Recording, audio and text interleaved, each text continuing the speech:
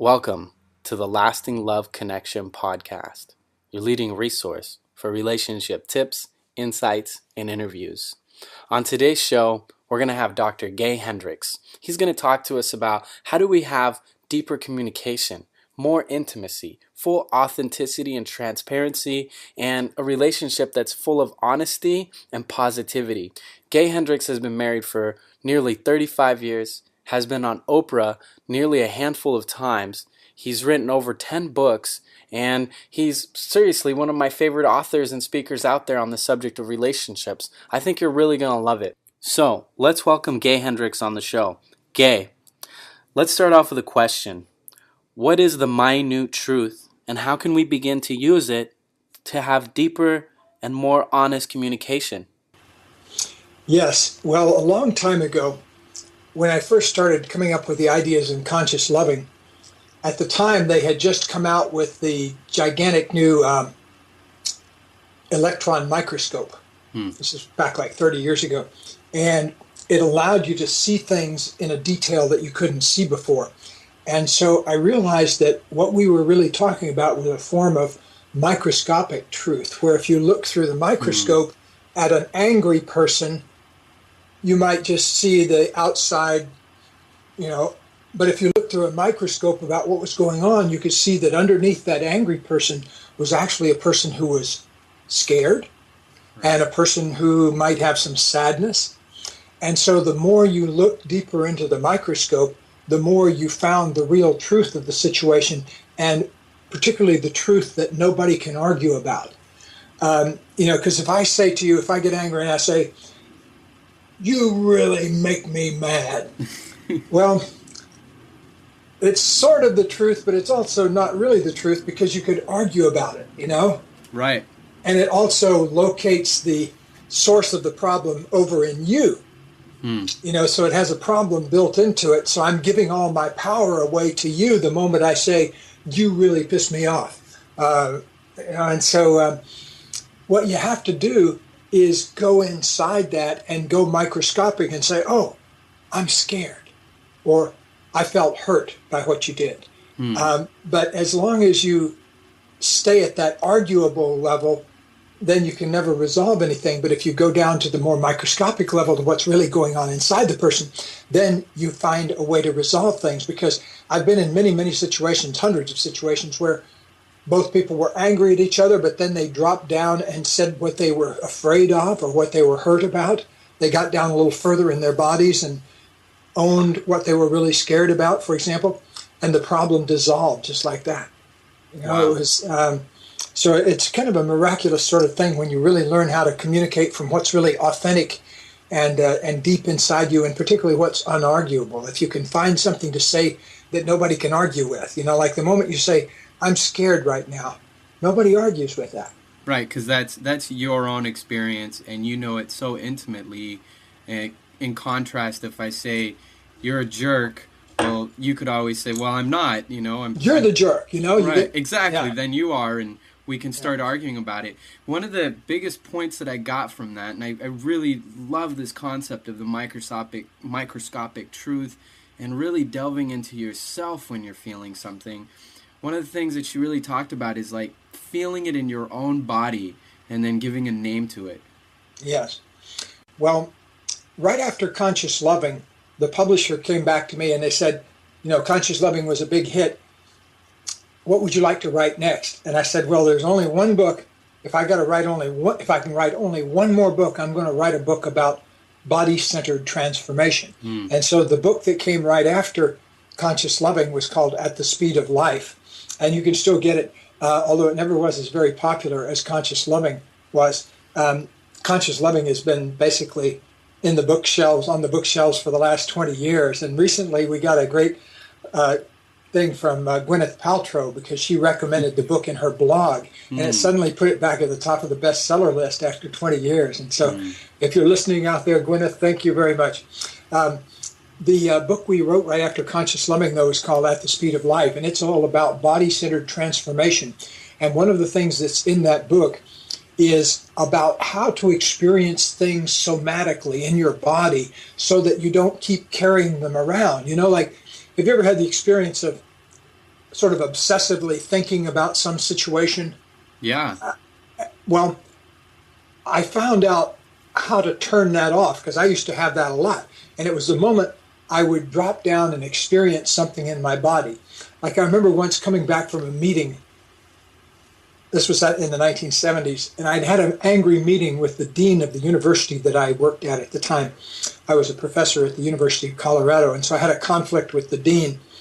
He was a very by-the-books kind of guy, and I was sort of always wanted to do things a different way, and so we were always clashing with each other.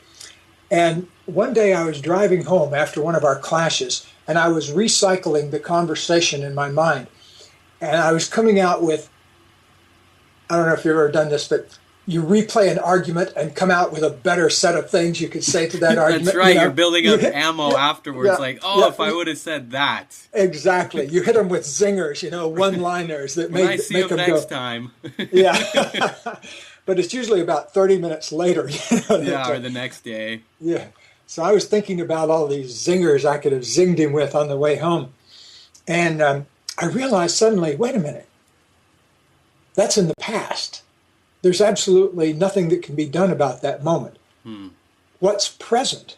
And I realized what was present is I still felt angry down in my body. And so I dropped down and I let myself experience it. As a matter of fact, I was driving home and I stopped at a traffic light and I was feeling this anger. And I started making these angry sounds. I was just going, rah, rah, expressing as much as I could. And I forgot that the windows were open, and there was a guy in a pickup truck that had pulled up next to me at the traffic light. And I looked up, and he was looking down at me like I was crazy, because I was going, That's what I was thinking, too. But as I drove on home, I realized that underneath that anger, I was actually sad. Right. So underneath this level of anger was this whole level of sadness. And I realized in that moment that it didn't have anything to do with the dean, that my dramas with the dean were based on feeling sad about not having had a father growing up and wanting a father figure and feeling like this dean was sort of like a father figure but was turning out to be not a good father figure. And so it had to do with an old sadness of mine that was driving this conflict with the dean, 30 years later. Right. And in my adult life. Now, I would have never got to know that unless I'd given myself that moment of body awareness that allowed me to feel that inside myself. And so that's why, what you're talking about is learning how to feel things somatically, learning how to really experience it. It's what we call now kinesthetic intelligence. And it's just like cognitive intelligence and emotional intelligence. It's a new form of intelligence that we're learning how to use. So it's really getting in touch with your body. And, one of the things that actually really came up for me while you were talking is in relationships, a lot of fears come up, and I actually am thinking of clients that I work with, a couple that have had many issues of infidelity and the amount of distrust that they have. And I can think of the gentleman telling me, I really don't trust her, the names that he gives to her, and just a lot of negative energy going out to her and how he really distrusts her, almost hates her, but then just still really loves her. And then her not trusting him in this dynamic. And I'm wondering, how could a couple like this begin to use this kinesthetic or somatic intelligence to communicate with each other, to, one, really get honest with each other and really open up their hearts to each other? Yes, well, the way to do that is to find the feeling inside where they're connected. And I'll give you an example of what I mean. A lot of times when a couple is fighting on the surface, they've been fighting about the same thing for a lot of times. I've had couples in here, one I mentioned in a book, that had been having the same argument for 29 years. They started having this particular argument on their honeymoon, actually, and they were still having it 29 years later, and it was happening right in front of me. And so this is my first session with them. But here's the amazing thing that happened. In that session, we figured out what they were angry about, but then we dropped underneath it and found out what they were scared about. And the thing was, they were both afraid of abandonment, but neither one of them knew that. But once they started talking about their deeper feelings, they realized, and this is so true for many people, that there's a deeper connected feeling that both people are concerned about early childhood abandonment, for example, and are duking it out on the surface, but they really need to get down into that old stuff that's really driving the situation. As you're talking, I'm really thinking a lot about, several things. One is how emotions or arguments, in the work that I do with couples, when I hear couples talking about something superficially, sometimes I'll interject and say, while you guys are talking about an issue with a house or payments that you're making, I'm also wondering what's underneath that.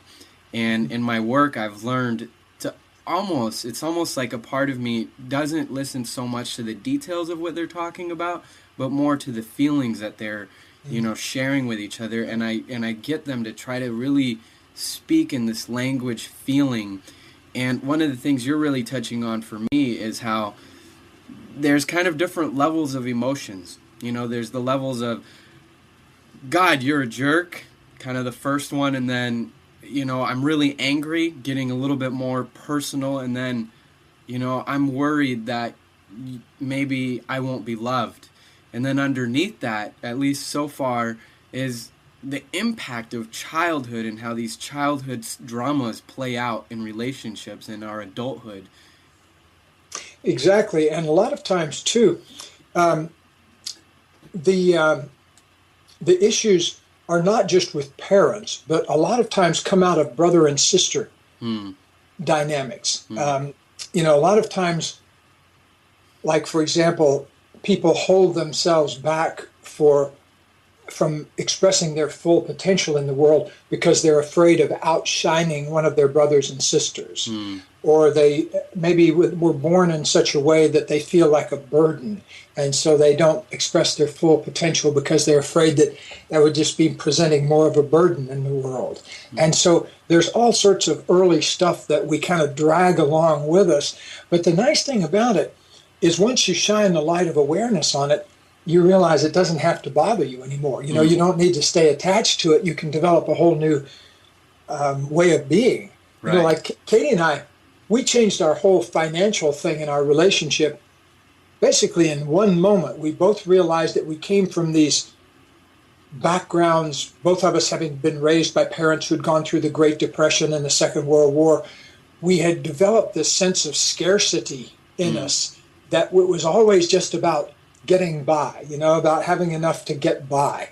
And we realized one day in our 30s, we realized, wait a minute, that was then, this is now. Our job is to open up to doing what we love to do and expressing as much of our potential as we can and manifesting as much abundance as we want.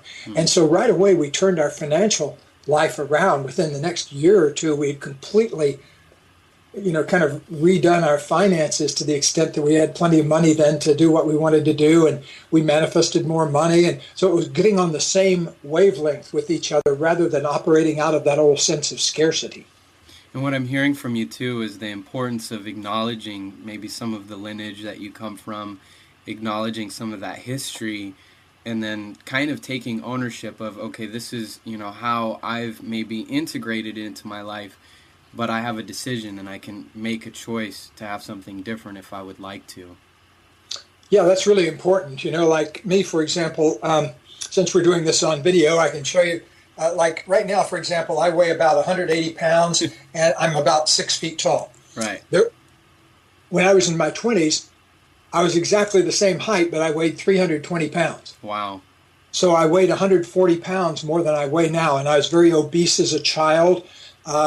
I was obese as a teenager. It was something going on, in my glands and stuff like that, because I was the only fat person in a family where everybody else was thin, so I ate the same food as thin people ate, but I gained weight. So later on, I kind of had a moment of enlightenment in my 20s where I realized that I was trying to replay my father's life, basically, and he died at age 32, very obese, and at the time I smoked heavily also. And so I realized I was kind of trying to replay his life in a way. And suddenly I woke up and realized, wait a minute, I want to have my own life. And so I really reinvented my own body consciously. I decided what I wanted to weigh, and then I just started eating foods that fed my spirit rather than fed my old programmed body. And so within a year or so, I'd lost over 100 pounds. And so I teach that now. I mean, we have a weight loss program that makes use of that particular set of consciousness tools. The reason I mention that, though, is because even something as physical as a body can be retransformed through an act of consciousness. But it's act of consciousness that needs to be followed up then by practical activities in the real world. Right. You know, the day after I had this enlightenment experience, I had to have breakfast, you know, so I had to find something to eat for breakfast. And Right.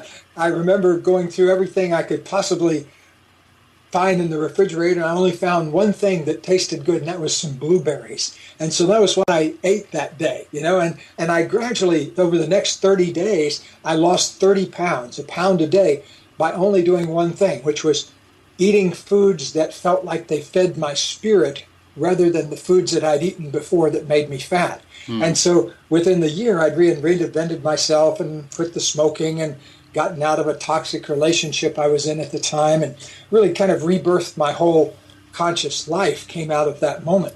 And so I also became one of those rare medical miracles. Only about 2% of people lose a lot of weight, like 100 pounds, and then don't gain it back. That's right. And so I became one of those 2%.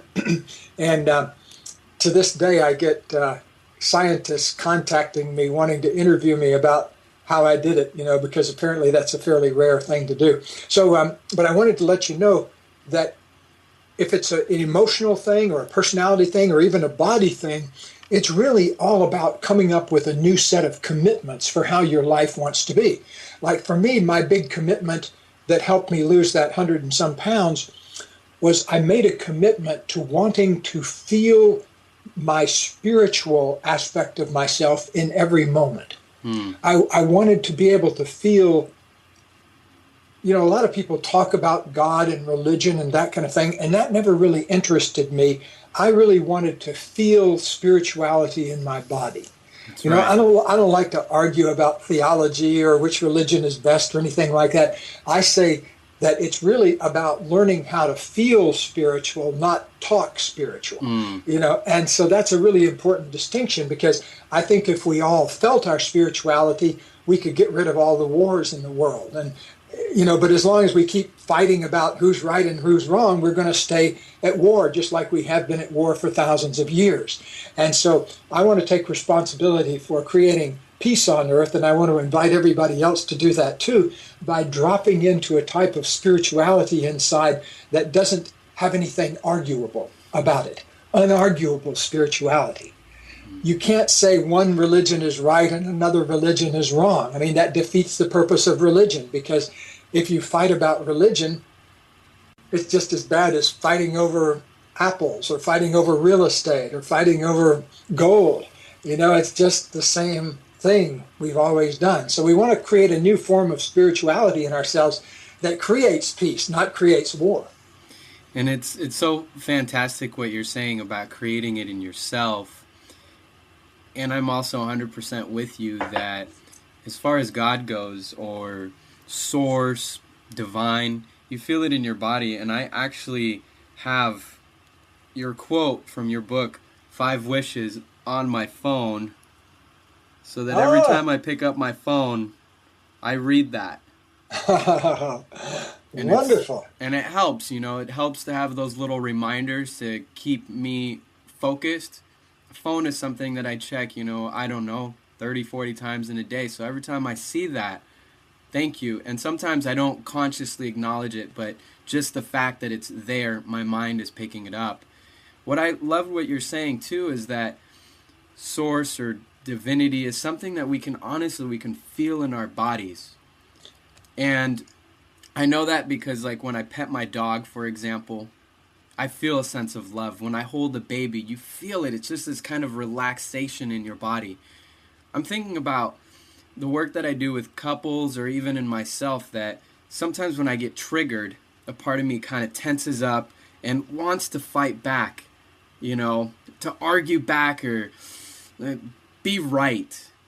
What are some keys that you found that really help couples interrupt that pattern? Because like you're saying, doing it once, you can do it, right? I can wake up and decide, oh, I'm going to eat a healthy breakfast, or I'm going to be in counseling session, and I'm going to be honest. And then I get out of that session and something comes up because we are triggered. I mean, we have patterns. What are some ways that people can kind of rewire those patterns or begin to have a conscious practice of every day?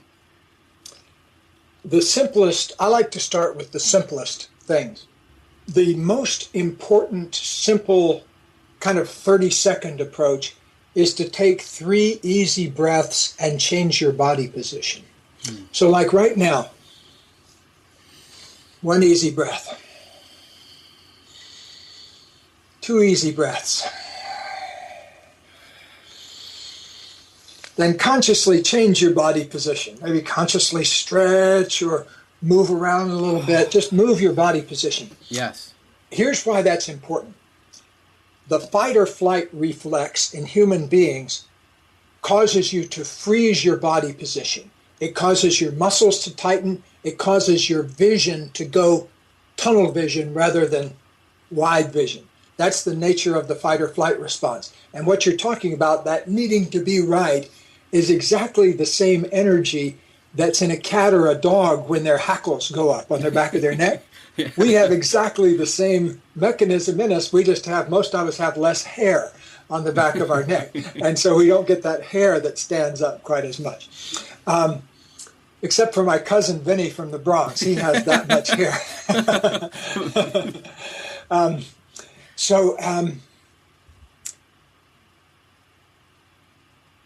We have exactly the same wiring in us that causes that same hackles response in cats, dogs, other organisms. It's the same thing that causes a shrimp to curl up.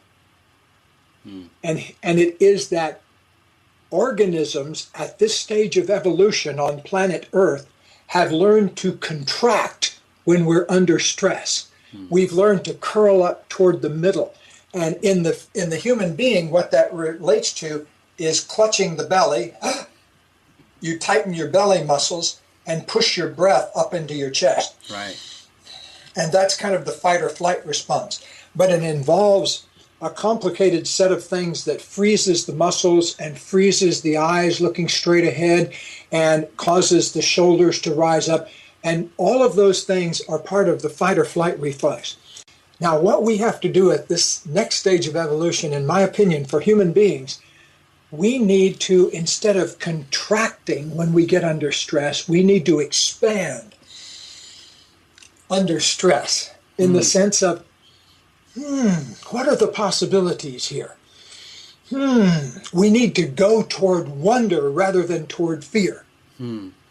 That will be the move that evolves us through this current stuck space we're in as human beings, where we go for contraction when we're under stress. So we want to go to we want to build a new possibility in now for the next few 100,000 years of evolution. And it needs to start here with you and me and everybody that's watching this conversation. So go ahead. Yeah.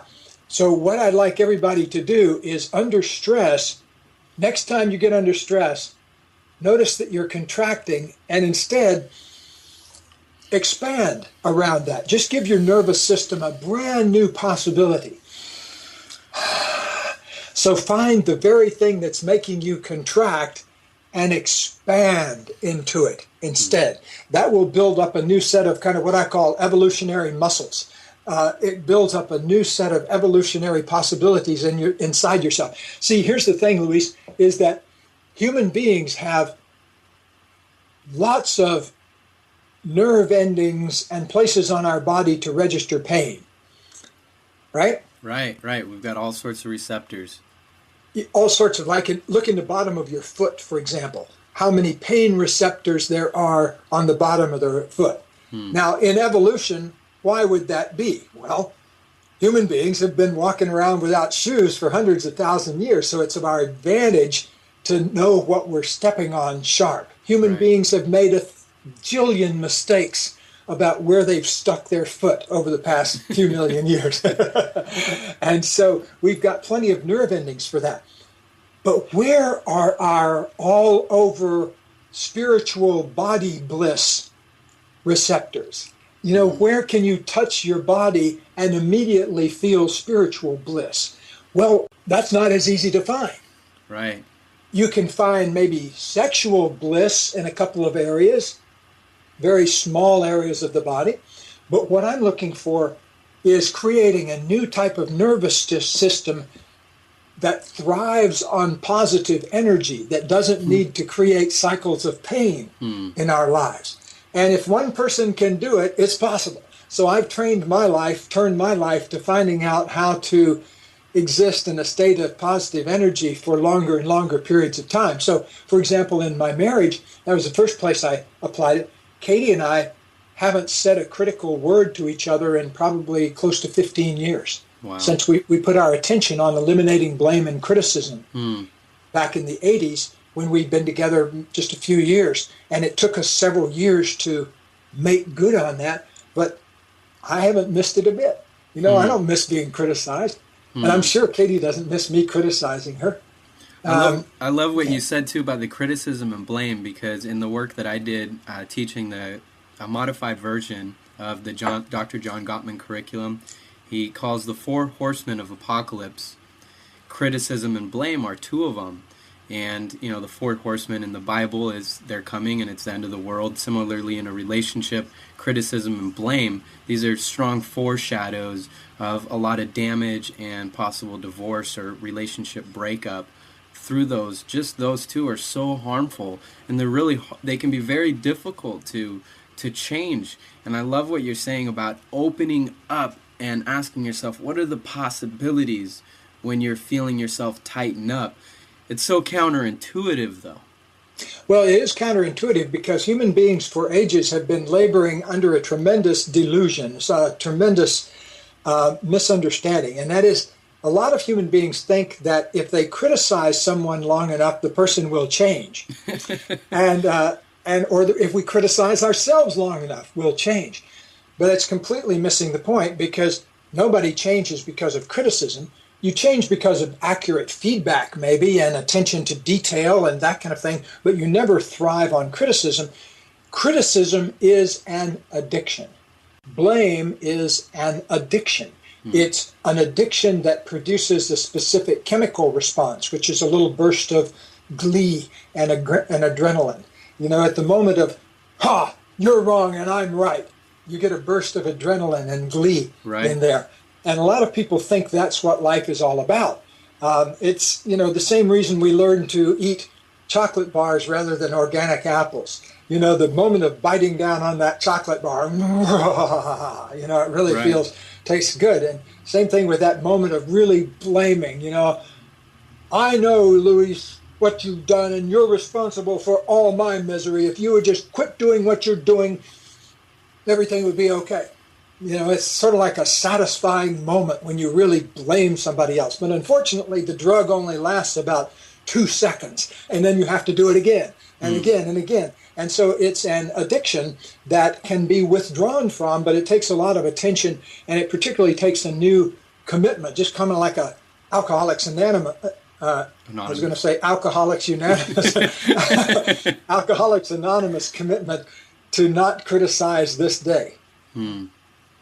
It's interesting you're saying, too, that it's an addiction and that we do get a little bit of a spike of hormones that kind of make us feel happy. I actually recently interviewed Paul J. Zak, who's done a lot of work on oxytocin and dopamine, and he found that that when people, you know, do something kind of mean or aggressive, there is a little bit of release of dopamine, which is shown to make people feel good, but it doesn't last for very long, and it does have some, you know, hard effects on the body. And so it's kind of like that cycle of aggression or, you know, blaming or criticism only gives you a very small temporary high.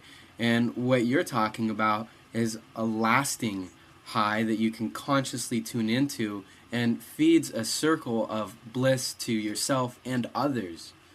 That's exactly right. And a lot of us need to know that we ourselves are where bliss comes from. Hmm. You know, that the source of it is within us. It's not something that's going to come from outside.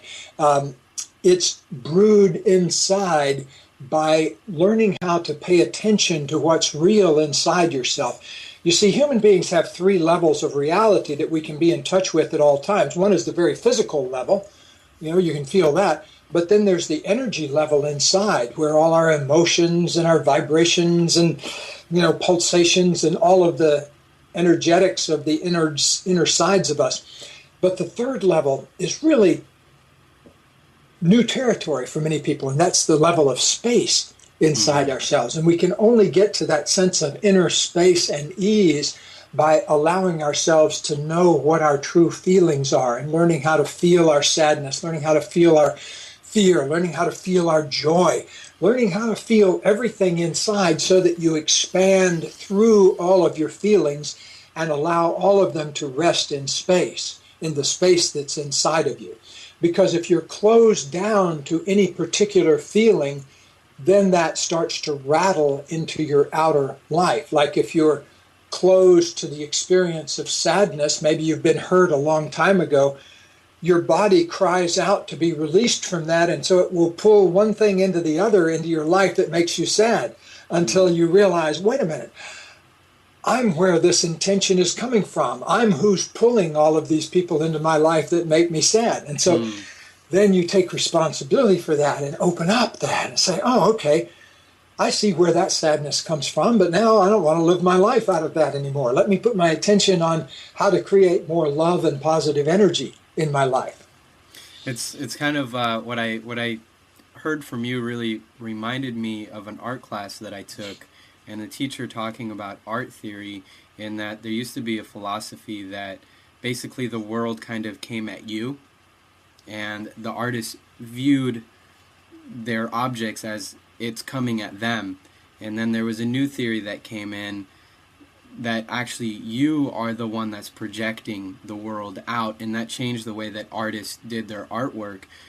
And in science, you know, there is a lot of research been done on that too, that we're actually projecting the world and giving it meaning. And yes, that's really what I'm getting from you. It's really true. One of my favorite stories is from apparently a true story from the artist Picasso. I remember, I appreciate you bringing up that whole thing of art there, because apparently Picasso was at a party one time in Paris where there were a lot of famous art critics and art collectors and that kind of thing. And there was this one critic that was kind of haranguing Picasso about that very point that you were just making. See, Picasso was from that movement where they took things inside and then painted what they saw inside, you know, where you have a woman with her head on upside down, or, you know, all these kind of crazy figures. And so this art critic he hated that kind of art. And he was saying to Picasso, he was saying, you know, ultimately photography is the only art, because photography really shows us how things are. And Picasso said, no, I think art is about taking things inside and then painting how you see them. And the guy says, no, you know, he pulls out his wallet and he gets out a picture of his wife. The critic says, and he says, see, now this is what my wife actually looks like. And Picasso looked at the photograph and said, she's small, isn't she? Because it's a small picture, right? Yeah. Right, it's never really the real thing itself anyways. Exactly, you know, right. And so I love that story because, you know, it's like, oh, you know, it's a moment of shifting your awareness where you're trapped inside a certain way of seeing the world, and then, oh, that's not the way it actually is. So in a way, we all get trapped inside the kind of the mirror, what's that thing called? A fun house, you know, where you go into it and there's a whole bunch of mirrors. Well, in a way, our own beliefs become an imprisoning fun house because, and sometimes not so fun either, because you begin to see reflections of that belief everywhere. And so William James, in the middle of the 19th century, William James was the great founder of American psychology, Harvard, etc. And he said the greatest discovery of our time, middle of the 19th century, is that the inner attitudes of our mind affect the outer occurrences of our life. In other words, what you think about inside affects what happens to you. So if you have a belief that the world is dangerous, what's going to happen to you? Well, you're going to attract one experience after the other that confirm that belief. Right. And I bet you've seen that in your own life and your clients' lives 1,000 times. Right. And I had a client once who came in and she'd had 29 separate car wrecks. 29 car accidents. And she was in her 50s at this time. So since she learned to drive, she had had almost an accident a year on the average. Wow. And I asked her, what do you make of that? Oh, by the way, she didn't even come in to work on that particular issue. I was just asking her about various aspects of her life, and she said that she'd had a recent car accident, and it precipitated her coming in to work on some other things because there were these other things in her life that weren't going well. And I said, really? And have you ever had a car accident before? And she said, oh, yeah, plenty. And I said, plenty? Tell me about that. Turned out she'd had 29 car accidents since her 16th birthday. Wow, that's a lot. I asked her a lot because you know how many I've had since my 16th birthday? Because I learned to drive. I mean, I got my driver's license literally the day I turned 16. How many accidents have I had since then? Maybe one or two. No. None? 0. Wow. I did have one fellow back into me one time, but I wasn't operating my vehicle at the time. I didn't have much say over the situation. But that was my only encounter with another vehicle. So, why had she had 29 accidents? Well, I asked her, what do you make of that? What do you make of the fact that you've had 29 accidents? And here's what she said. Here is the key to it. She said, well, I think what it says is the world's a pretty dangerous place. I said, really? Is that what it says? And I said, go a little further. She said, well, life is dangerous. And I said, well, go a little further with that. And she couldn't go any further with it. And I said, well, try on the exact opposite idea. I am dangerous to life. Just say that a few times. I am dangerous to life. And she said, well, what do you mean? I said, you've been in 29 car accidents. When you walk out my door, you're a threat to human civilization. And she suddenly realized, oh, she had it backwards. I'm an accident waiting to happen. I had her play with those ideas of taking responsibility for her accident proneness rather than giving all the power to the universe. Okay, so she took back her power. Oh, I'm an accident waiting to happen. I have an unconscious intention to have accidents. So as she began to open up and mature her awareness about that, I mean, it's a much more mature awareness, isn't it, to say, how am I creating my reality? Rather than saying, it's not my fault, I'm just a helpless prisoner of the universe. Right. You know, that's kind of that wimpy approach to life that's going to get you in trouble. They once had a study where they asked prisoners in New York at the big prison there, I forget the name of it right now, Sing Sing. They did a study where they asked professional muggers, people that were in prison because they had been busted for mugging. So they had a career of mugging. They showed them pictures of people walking down the street. You remember this study? And they asked them, which one of these people would you mug? And they picked out this certain group of people. And when they analyzed the movements, it was because of their body language. It was they were kind of walking down a street with a big mug me sign on their body language. Now, the muggers could spot that. You know, you and I might not be able to spot that because we're not professional muggers, but they knew what to look for. We're not drawn to that either. We're not drawn to that, you know. And but the muggers knew what to look for. And they say, oh, it's a person with kind of a random, wimpy, unpurposeful way of moving. That's the guy. And, you know, they get all 6 muggers would say, that's the guy I'd mug right there, you know. And so it's a way of being in ourselves that attracts things to us. And so let's not make that wrong. Let's just invite ourselves to wonder, where are the areas of life where things aren't working? And what is it that I need to take responsibility for in order to create things the way I want them in that area. There was one guy they interviewed that had been mugged something like 37 times. They found some guy in Queens, I think, that had been mugged 37 times. And when they interviewed him, you could almost tell why he had been mugged so many times, because everything was everybody else's fault. Nothing was his fault. He didn't take responsibility for anything. You know, it was like he's a muggy waiting to happen. Just living in a world of worry and fear and blame. I also remember that study, or one that was done similar to it, where they actually took a group of cops and had them watch a video of these people walking too, and they said, which one of these guys is likely to get mugged? Yeah. And the cops all chose the same people that the muggers chose. There is something really interesting about what you're saying, how we draw experiences, and we, from internally, very much like the root of a tree, we express the physical attributes of whatever it is that we're drawing in. As you were talking, you know, as we've been talking, I'm thinking about some of my own things that I do in my life where I might criticize certain people, and it really made me think about something that a pastor in one of my churches said, is that whenever you point the finger, there's three pointing back, you know, because we curl our fingers. And there's a teacher that one time I listened to, and he said, whatever we dislike in another or have a strong aversion to in something or someone else, it's something being called up in ourselves to look at. Would you agree with that? I totally agree with that. In fact, I don't know if you know this or not, but from 1974 to 95, I was a professor at the University of Colorado. I trained therapists and counselors.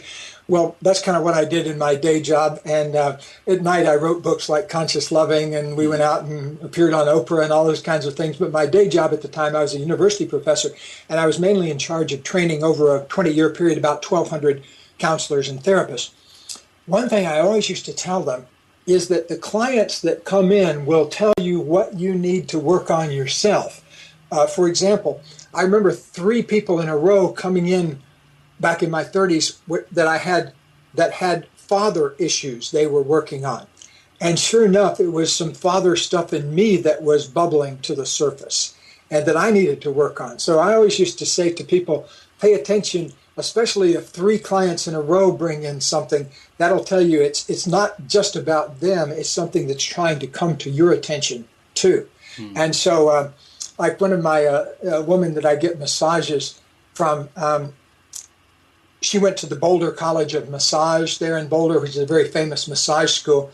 And she said that one thing that they teach them there is that their first 1,000 massages are for them as a practitioner. Yes.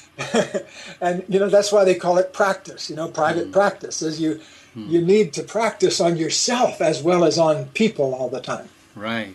It's so interesting that you brought up the massage therapy part, because I've talked to massage therapists. At one point I had a girlfriend who was a massage therapist, and we talked about her work and how when she did massages, stuff would come up for her. It was that she was, you know, she would be massaging someone's leg, or an emotional release would come up for her.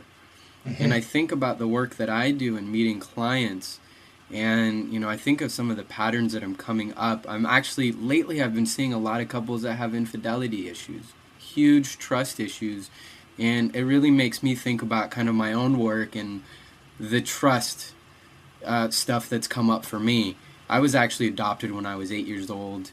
I was homeless for some time. And so, you know, there's a lot of stuff there, and I really love that you said that, because it really allows me to sit with my clients and give them a sense of gratitude for bringing that to me. And I love that too, because I'm joining them on the work that we are doing. That's a really great perspective, Louise. See, happiness is not an emotion itself. It's how you feel about all your feelings. And so if you're closed to your feelings, you don't get to feel happy, you know, but you're open to all your feelings, you get to feel happy, because that's what happiness is. It's kind of like the bubble, the froth around all of your feelings that you get to feel, you know, so it's easy to feel happy even with your anger, because happiness is so much bigger than that, you know. It's how you feel about all your feelings. Hmm. Hmm. I think that's what God is too, is God is all of us at our full level of expansion. Hmm. You know, that it's not just one guy with a gray beard who lives off in the Northeast somewhere in the sky. You know, Right. that's one version of God, but another version of God is all of us or any of us at our full level of expansion, our full occupancy of ourselves.